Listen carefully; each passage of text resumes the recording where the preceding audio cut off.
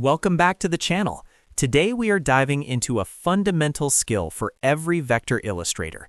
If you have ever struggled with merging shapes together in Inkscape, this guide is for you.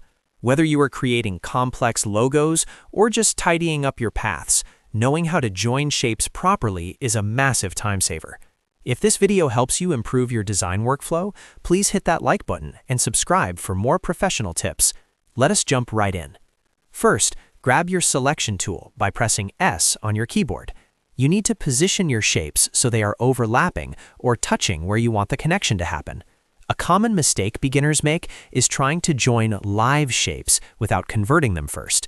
If you have a star or a polygon with those little adjustable nodes, you must go to Path, then select Object to Path, or simply press Ctrl-Shift-C.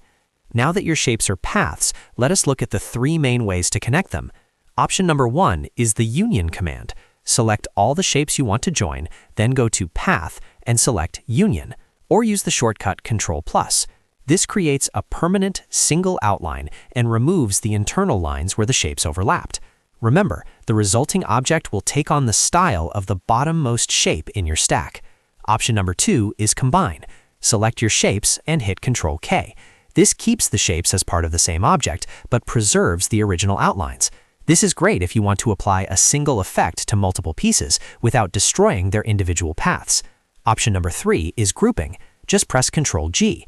This is non-destructive, meaning you can move or scale everything as one unit while keeping individual colors and properties intact.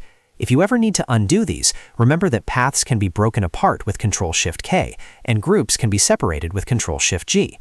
Finally, if you're doing something really complex, try the Shape Builder tool by pressing X. It lets you click and merge specific segments effortlessly. Practice these methods to see which works best for your projects. Thanks for watching, and don't forget to like and subscribe for more Inkscape tutorials.